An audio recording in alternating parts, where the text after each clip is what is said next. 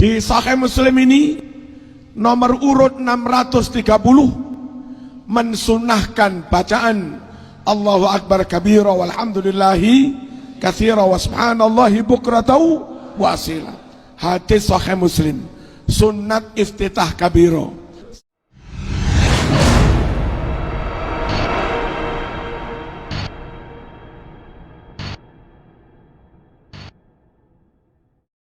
Bismillahirrahmanirrahim.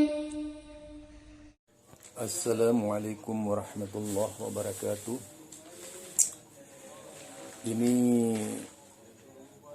saya ingin menyampaikan tanggapan dengan perkataan Kiai Haji Marzuki Mustamar yang banyak mengangkat masalah dan mengklaim hadis-hadis Nabi secara salah juga, di samping nalarnya yang lebih diutamakan untuk membenarkan tindakan-tindakan salah yang diucapkan secara salah pula oleh beliau ke tengah-tengah masyarakat, dan diklaim sebagai bentuk pembohongan orang lain jika tidak masuk dalam wilayah NU.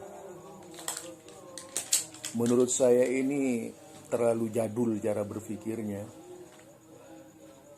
Kebiasaan-kebiasaan orang zaman dahulu kala yang tidak mengerti dalil.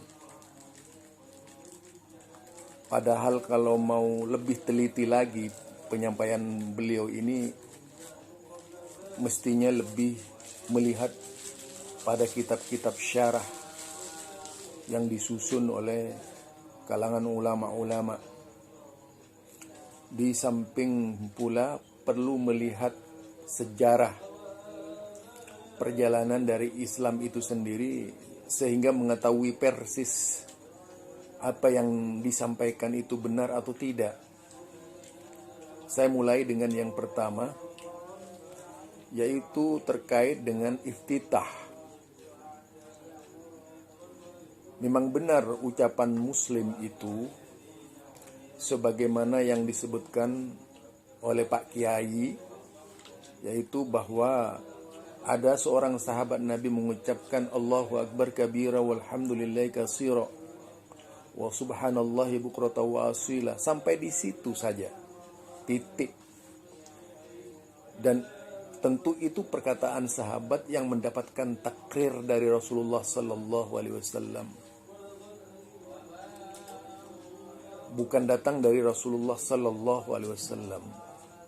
Tetapi masalahnya, bacaan iftitah seperti ini tidak pernah disambung dengan inni wajjahtu wajhiya lilladzi fataras samawati wal arda hanifan musliman wa ma ana minal musyrikin. Inna sholati wa nusuki wa mahyaya wa mamati lillahi rabbil alamin la syarika lahu wa bidzalika umirtu wa ana minal muslimin. Bukan seperti itu. Nah, kalau amalan dari Pak Kiai Marzuki Mustamar ini kan digabung antara Allahu Akbar kabira dengan wajjahtu, talfik. Kalau di dalam ilmu fikih namanya itu mencampur adukkan antara iftitah satu dengan iftitah yang lainnya. Seharusnya kalau mau dibaca cuma Allahu Akbar kabira sampai wa asilah itu, tidak digabung dengan wajjahtu. Malah yang wajjahtu ini dipotong sampai wa ana minal muslimin. Padahal yang wajjahtu ini lebih panjang dari Rasulullah sallallahu alaihi wasallam. Itu namanya menggunting ajaran Rasulullah. Nah, itu kesalahan pertama. Kesalahan kedua mengenai kunut itu. Dan hadis tadi yang disebutkan itu bukan halaman yang disebutkan oleh Pak Marzuki itu. Yang kedua, soal kunut subuh. Nah, kunut subuh yang dimaksud oleh Muslim itu bukanlah kunut subuh yang dimaksudkan oleh Pak Marzuki. Itu kaitannya juga kunut nazilah bahwa Rasulullah berdoa sesudah bangun dari i'tidal. Itu pada rakaat kedua di sholat subuh. Kebetulan yang diangkat sholat subuh karena di situ menggambarkan semua kunut, termasuk kunut sesudah maghrib, kunut maghrib, sholat maghrib, kunut sholat isya, bahkan pernah sebulan suntuk Rasulullah Sallallahu Alaihi Wasallam kunut. Tidak hanya subuh dan kemudian ditinggal. Kalau ada yang menggunakan istilah hatta fariqad dunya, itu baru hadis. Tetapi hadis ini menjadi perbincangan di kalangan ulama bahwa hadis ini lemah, sehingga tidak bisa digunakan sebagai landasan. Itu perlu dipahami secara detail, Pak Marzuki. Tidak sembarangan melontarkan kemudian mengklaim wah ini benar, wah benar gitu, padahal enggak benar gitu. Nah, itu yang kedua. Yang ketiga itu soal zikir. Itu kan disebutkan fi ahdi Rasulullah sallallahu alaihi wasallam, bukan Rasulullah sallallahu alaihi wasallam. Kita tidak pernah mendengar di zaman Nabi bahwa Rasulullah sallallahu alaihi wasallam berzikir bersama jemaah setiap hari itu. Tidak ada itu, atau setiap sholat. Tidak ada informasi yang seperti itu. Itu umat juta ribuan pada waktu itu yang ikut bersama Rasulullah sallallahu alaihi wasallam salat. Tapi tidak pernah disampaikan oleh Rasulullah sallallahu alaihi wasallam bahwa beliau Rasulullah memimpin zikir sebagaimana yang terjadi di kalangan Nahdlatul Ulama. Itu tidak ada zikir-zikir semacam itu. Apalagi dilebih-lebihkan, banyak imbuhan-imbuhannya. Sedemikian teratur, dipimpin dengan doa segalanya. Jadi janganlah mengada-ngada di dalam agama. Dan janganlah berdusta bahwa itu pekerjaan Rasulullah sallallahu alaihi wasallam. Peristiwa di zaman Nabi itu, orang-orang yang melafadzkan zikir nyaring itu sahabat. Dan ini bertentangan dengan hadis Rasulullah sallallahu alaihi wasallam, irba'u li anfusikum. Rasulullah seperti itu. Berdoalah diri kamu itu. Kamu tidak minta kepada orang yang tuli, kata Rasulullah sallallahu alaihi wasallam, tapi kamu minta kepada Allah yang Maha mendengar. Jadi di dalam hal ini konsep pemikiran yang berkembang zikir bersama itu jelas tidak pernah dilaksanakan oleh Rasulullah sallallahu alaihi wasallam. Tidak ada zikir berjamaah bersama dalam satu bingkai lalu dipimpin oleh seorang imam sebagaimana memimpin sholat.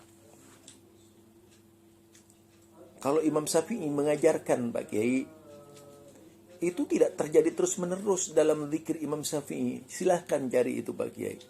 Pak Kiai mungkin perlu membaca lagi Al-Imam Syafi'i ya.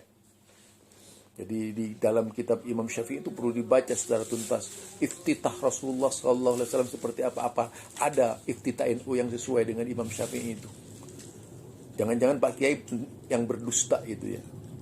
Apa Imam Syafi'i seperti iftitahnya Pak Kiai sekarang? Itu perlu juga diangkat Pak Kiai. Kemudian tentang jabat tangan sesudah sholat, itu di luar sholat, di luar kebiasaan Rasulullah setelah mereka pulang. Tidak seperti yang dikerjakan oleh Nahdien hampir setiap hari, setiap saat. Sesudah sholat, mencium tangan. Itu pekerjaan yang benar-benar menyerupai ibadah. Sekali perbuatan Rasulullah itu, dan tidak pernah terjadi terus-menerus sebagaimana yang terjadi di kalangan Nahdlatul Ulama. Dijadikan sebuah tradisi setiap sholat dengan membaca sholawat dan sebagainya. Tentu pekerjaan seperti ini adalah pekerjaan yang tidak ada contohnya dari Rasulullah SAW. Bahkan menjadi sebuah ibadah khusus. Kemudian mengenai orang mati. Pak Kiai mengatakan bahwa Rasulullah SAW sering mendatangi ziarah. Itu saja sudah salah Pak Kiai. Rasulullah itu tidak sering ziarah itu Pak Kiai. Dia kan cuma lewat saja, melewati bukan ziarah Pak Kiai. Jangan dirubah-rubah kalimatnya. Pak Kiai jangan berdosa kepada umat. Jadi itu melewati kuburan. Ingat, melewati kuburan. Kemudian Rasulullah SAW mendengar orang disiksa dalam kuburnya. Lalu Rasulullah SAW juga meletakkan itu pohon kurma diberikan.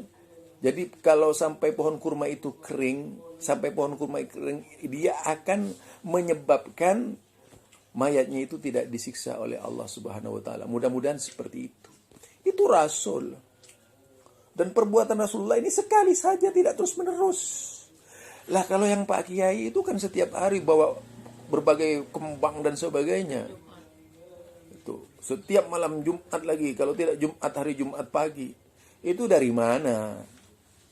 Berbondong-bondong seperti itu, atau wisata kuburan itu dari mana itu?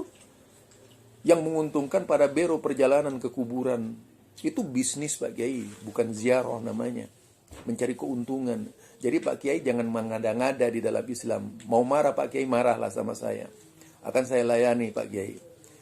Mungkin ini saja dari saya. Mudah-mudahan orang-orang yang sedang mendengarkan ceramahnya Pak Kiai Marzuki ini, Mustamar, yang dikenal vokal ya di kalangan Nahdlatul Ulama Malang. Nah, saya pada hari ini menanggapi apa yang disampaikan oleh beliau, meskipun saya tidak membuka kitab, cukup hafal dengan apa yang disampaikan Pak Kiai itu. Jadi mudah-mudahan menyadarkan Pak Kiai untuk tidak berbicara sembarangan, seolah-olah perkataan Pak Kiai itu benar, padahal banyak salahnya. Dan kalau dilihat semua hadis-hadis yang dikutip Pak Kiai itu tidak ada pada halaman-halaman yang disebutkan oleh Pak Kiai. Itulah sebuah kebohongan Pak Kiai Marzuki Mustamar. Demikian, wassalamualaikum warahmatullahi wabarakatuh.